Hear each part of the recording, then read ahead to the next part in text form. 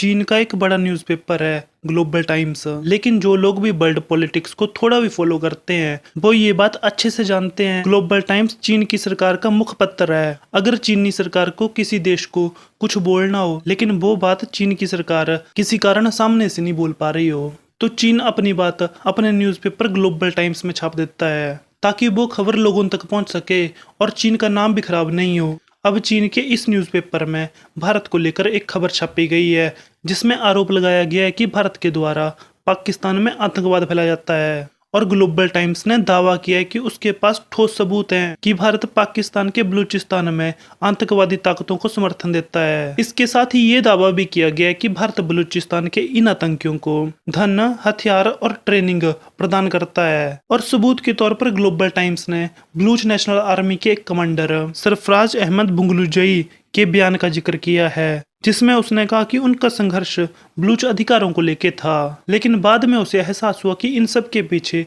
भारत की साजिश है। अब सवाल उठता है कि इन सब बातों में सच्चाई कितनी है। क्या भारत सच में पाकिस्तान के आतंकवादी समूहों को सपोर्ट करता है? देखो, जब से पाकिस्तान बना है तब से भारत और पाकिस्तान के बीच दुश्मनी रही है और पाकिस्तान की तरफ से दुश्मनी इतनी ज्यादा थी कि पाकिस्तान ने 4 बार भारत से युद्ध किया है और हर बार भारतीय सेना ने पाकिस्तानी सेना का मुंह तोड़ जवाब दिया है और हर युद्ध में पाकिस्तान को हार का सामना करना पड़ा है। तो पाकिस्तान के बहुत से लोग आज भी दिल में भारत के लिए विरोध रखते हैं और जिस बंदे की ग्लोबल टाइम्स बात कर रहा है वो बंदा पाकिस्तान का है, उसे पकड़ा पाकिस्तान की आर्मी ने है। तो इसमें कौन सी बड़ी बात है कि ये भारत के विरोध में झूठ बोल रहा है? ये तो पाकिस्तानी आर्मी की चाल भी हो सकती है। हो सकता है पाकिस्तान का कोई बंदा हो जिसे पाकिस्तानी सेना ने जानबूझकर भारत को बदनाम करने के लिए आगे किया हो।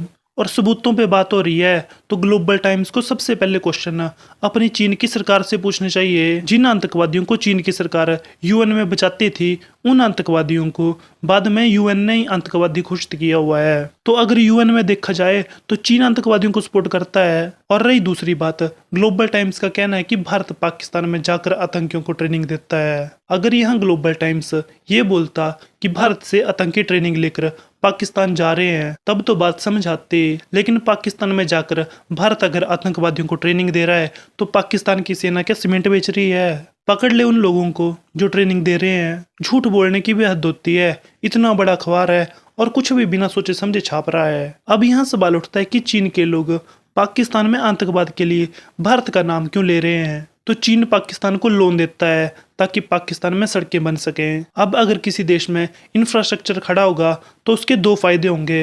एक तो अच्छी सुविधाएं मिलेंगी तो लोग बिजनेस करने के लिए उस देश में आएंगे, लेकिन पाकिस्तान में आतंकवाद की फैक्ट्री है तो और बिजनेस कैसे आ सकते हैं? तो यहाँ तो पाकिस्तान को कोई फायदा होने से रहा। दूसरा फायदा होता है जब किसी देश में रोड बनते हैं तो उस देश के आम लोगों को रोजगार मिलता है और उस देश के लोगों के पास पैसा आता है जिससे पूरे देश में पैसे का सर्कल घूमता है और सरकार को इससे फायदा होता है। लेकिन इस केस में चीन ने पाकिस्तान को लोन तो दिया है लेकिन उसमें सारे के सारे काम करने वाले चीन के वर्कर हैं, यानी चीन का पैसा चीन में वापस जा रहा है जिससे पाकिस्तान के आम लोगों को कोई फायदा नहीं हो रहा है। लेकिन पाकिस्तान की सरकार को तो वो कर्जा चुकाना पड़ेगा, मतलब चीन ने जो लोन दिया है वो चीन में जा रहा है वापिस और पाकिस्तान पर कर्जा अलग से चढ़ रहा है। और इस सब को दबाने के लिए चीन भारत का नाम ले रहा है। बाकी तो आई होप आपको वीडियो अच्छी लगी होगी।